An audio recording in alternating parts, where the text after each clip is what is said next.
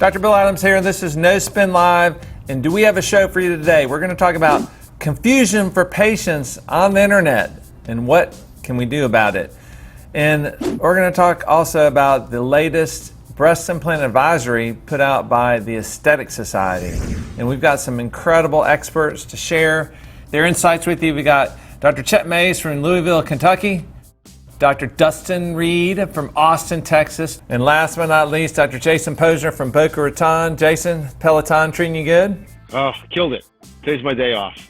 So, Jason, you actually sent this. I'm going to have you lead us off on this, but it's just, you know, the big picture is, you can talk about the specific post that you sent, but the big picture is there's so much stuff on the internet now, and a lot of it is even people like us that are trained plastic surgeons can't figure out what it's talking about. And so how's a patient going to figure out what's going on? So Jason, lead us off on this one. So the background with this was a real self question that came on my dashboard today, and was a patient looking for some advice on a lift. And the patient asked whether I should get a lollipop lift, vertical mastopexy, or a no-line vertical lift. So I'm like, what the hell is that? So I emailed Bill. I go, what is this? I emailed another friend of mine, said, what is this? And when we can't figure this out, that means there's something going on behind the scenes that's a little confusing to patients and physicians. So it kind of gets back to these branded procedures that physicians are posting on their websites, and this is confusing the hell out of patients. So I really think we need to have some sort of governing body, whether it's us or someone else, review some of these questions and some of these things on the internet to not confuse the patients. Because I wish this patient would have posted some photos and a group of doctors would have looked at them and said, based on your anatomy, get a consult, but we think you need this type of lift. There was no photos, and they wanted us to talk about this lift that we don't think exists. Again, I don't really know any great no vertical lifts for patients that really need a lift, but I'd be interested to hear your other guys' opinions on this as well. And Jason, this was a patient they were posting, right? Not a doctor. Yeah. Posted this, and the patient was obviously confused based upon what the doctor told her, but I got confused listening to her question because I never heard of this no-line vertical lift before. If it's a vertical lift, it has a line. If it's not a vertical lift, it doesn't have a line. To me, that's what it means, and I think it does to most people. But I think that there's confusing lingo even amongst bona fide plastic surgeons. When we go to a meeting, I think sometimes people will bicker a little bit over what something should be phrased. So I think it's confusing even for doctors. I think it's super confusing for patients to understand the difference.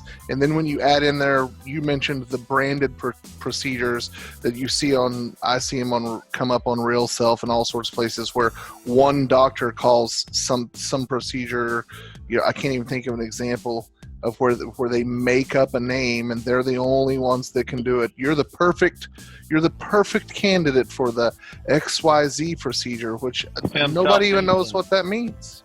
It's like an epidemic of bad information now. So what do you recommend to people? People are watching this, right? What can people do? I mean, they're like, for example, Real Self is a very credible site, but even they've got problems because there's a lot of patients on there.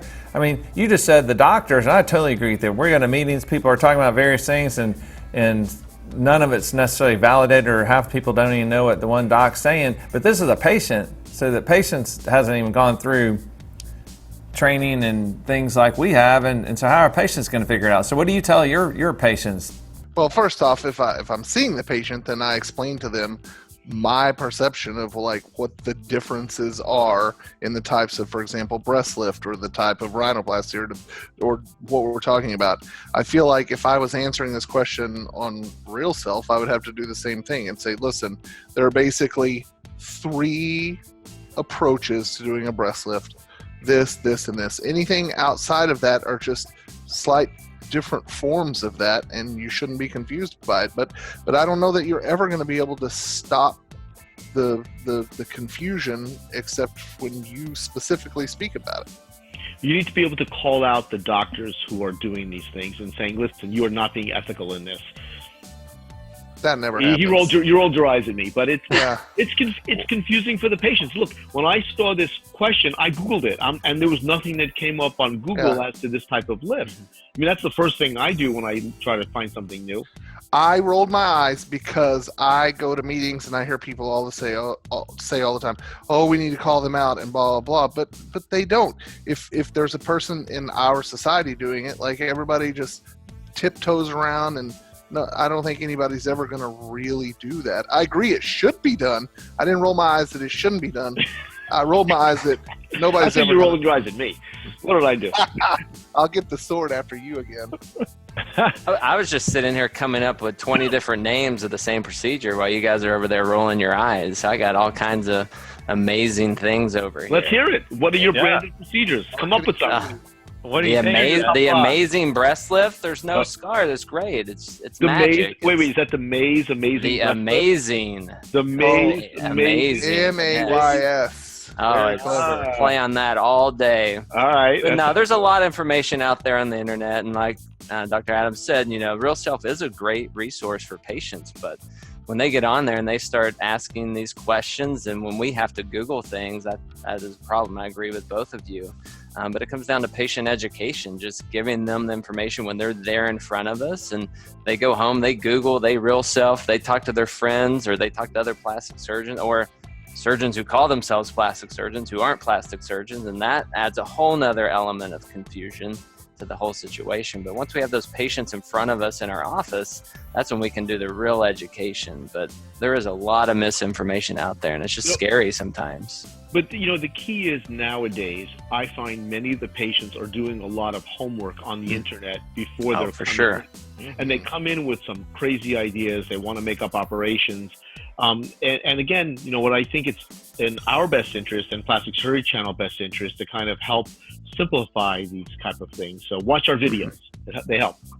Yeah, and then you got the other part. I think this story that's worth to just mention a couple of things. Just let's say a patient is making this post, so who knows what the level of understanding and education of that patient is, but then other people are reading it. And we see this. We actually see this a lot too with, like, we talked about this, Jason, before, reviews, right? Patient reviews. Just since we talked, I had a patient write some crappy review about me, saying that I didn't listen to her and she didn't like how her breasts looked. And I look back, and it turned out we actually recommended a breast lift, and the patient refused to have a breast lift. And so.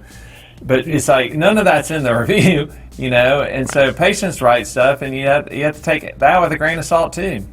Yep. Right. And you can't, for HIPAA reasons, go in and respond to that review. That's right.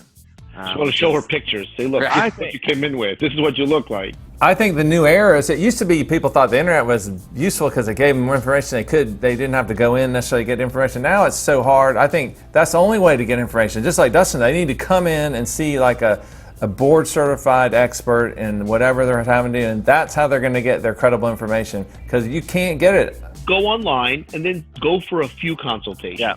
Go to a few credible consultations and then compare back and forth. I've had a lot of patients come in saying, I saw 3 doctors. Dr. A recommended this, Dr. B recommended this, C did this. What do you recommend? And sometimes I agree with all of them. Sometimes I agree with none of them. So then it gets confusing for the patient to decide what to do. All right, it's good stuff. Let's move on to this next topic. This is actually an advisory that was just put out by the Aesthetic Society, and I can tell you, I think we're all members of the Aesthetic Society and advocates of it. It's the biggest and most prominent aesthetic surgery society in the world, and it was put out by actually Charlie Thorne, the current president. But it was a position statement about breast implant illness and some of the things going on. And actually, I can tell you that the reason it was put out was because there was a flood of member emails to the society complaining about people exploiting breast implant illness patients, recommending things that are unproven, such as the absolute need for genetic testing, absolute need for either capsulectomy or oftentimes what they call en-bloc capsulectomy, neither of which has been proven to be beneficial. So now there's been actually a lot of people going, thank you so much for taking the lead on this, but I just wanted to get you guys' take on the advisory. So Chet, you want to start it off? What are your thoughts? Yeah, no, I think it's great because we all turn to the societies for our information, the leaders, and everyone here is a leader in the field, and we turn to those members, and having the Aesthetic Society put out a statement is a very strong statement. one, it's getting facts out there, and two, it's showing that as a group, we stand together in what we believe. And if you would have asked me 6 months ago what an en-bloc capsulectomy is, I would have very little knowledge on it. Unfortunately, in the last 6 months, a lot of this has come up based on social media, based on online searches, where patients are coming in asking for en-bloc capsulectomy without even knowing what their diagnosis is. And it just sort of goes to what we were saying earlier about all the information out there. So for the society to step up and say, this is the science behind it, this is the data behind it, we don't recommend these en-bloc procedures, we don't recommend the capsulectomies, the things that patients are coming in asking for, it's good to know that the society stands behind us for not doing some of these morbid procedures if they don't need it. So it's really great to just have that support. Dustin, what do you think? I agree. The statement gives us a leg to stand on. These are, we all have our own thoughts about this, but that en-bloc procedure can be not only daunting, scarring in some of the predatory doctors that you were talking about who this is the patient type that they go after. They're building a business on scaring patients.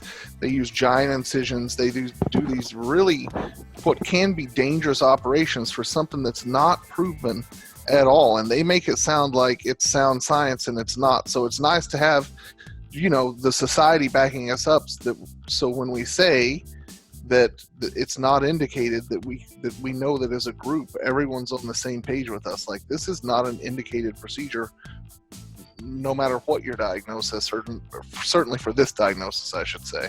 Right. And Dustin, I'm sure you do the same thing when you see a patient that's worried about, say, breast implant illness. It's certainly not scientifically proven that, number one, capsulectomy is the treatment of choice, and number two, that an en-bloc capsulectomy is any better than, say, a precise capsulectomy. But there may be a scenario, at least with me, I'll ask you, Dustin, if you agree, but if you have a discussion with a patient and they really want to have their capsule out, and you say, well, yeah, we can take the capsule out or not take the capsule out, but it's a decision between the treating doctor and the patient. And I think this statement wasn't saying that you shouldn't do it. I was just saying there's no evidence right now, no science to say that is the absolute way to do it. Right. And it makes you feel almost, from a medical legal standpoint, that you're doing the standard of care. I mean, absolutely. I definitely see these patients, and I think there are some patients that have symptoms that I can't explain, and I will remove their implants and do a capsulectomy. But I'm very, very clear with them that I won't guarantee that I will do an en-bloc and at the risk of pneumothorax or any kind of life-threatening injury to them just to get a postage stamp size piece of capsule off their chest wall. So that's why I explain this to the patients. I feel like they get it. It's nice to have the backup from the society in that statement. JP, what do you think about this advisory? I think this goes back to the last question we took out. I think most patients don't understand what en-bloc capsulectomy is. I mean, this comes from the cancer literature, meaning that if you have a cancer, you want to take a big chunk of tissue out to make sure the cancer didn't spread. Breast implant illness, in the patients that really might have some problem, it's not cancer. And if you want to take your capsule out, that's fine. But who cares if I take your capsule out in one big piece or two little pieces or three pieces? Makes no damn bit of difference. So I always look at this and say, if this was my family member, what would I do? Would I make a big cut and take out a whole capsule? Hell no. I'd make a small incision, take out the implant, and probably leave the capsule, or if they really wanted me to take the capsule out, I would take it out through a small incision. Why would I want to make a big cut? We stake our whole careers on making small cuts, not big cuts. Otherwise, we would have stayed in general surgery. The second thing is, which brings up a bigger point, this whole issue with breast implant illness. We've talked about this numerous times. We've been at a million meetings with this, and there may be a few patients out there that really do have some adverse reaction to breast implants, whether it's biofilm related, fungal related, other inflammatory infection or genetic, we don't know yet. The question is, do we go to the most extreme treatment? No, you work the patients up. You look at their metabolic panel, you look at some things like Lyme disease, you might do rheumatoid factors, you want to see if there's anything else cooking in them before you take out their breast implants that cause them no problems for 20 years. So I think that we need to step back, take a deep breath, treat patients like you would any family member, and really be real doctors and not reactionary, and certainly not predatory like some of these physicians that we know. Yeah, it's sad that some patients are exploited with this kind of pseudoscience that's marketed to them. You know, and then the Aesthetic Society, as you guys know, is very interested in you know, if there's not science on it, maybe we can generate the science. So the Aesthetic Society and the Research Foundation, ASERF, is funding hundreds of thousands of dollar studies right now looking at some of these things that we're talking about. But that's what we need. You know, we can't base medical decisions on no data. So that's what we're trying to get, the science. But I think it's good. You're going to be president 2 years? When are you president of ASAPS? A couple of years. Couple of years. That'll be Yeah. good. We know the science is coming then. Yeah, well, that you guys, I'm gonna have you guys. Maybe you guys can give a donation. You know. Sounds good. All right. Well, listen, great stuff. If you want to see more of this, you can see it on theplasticsurgerychannel.com.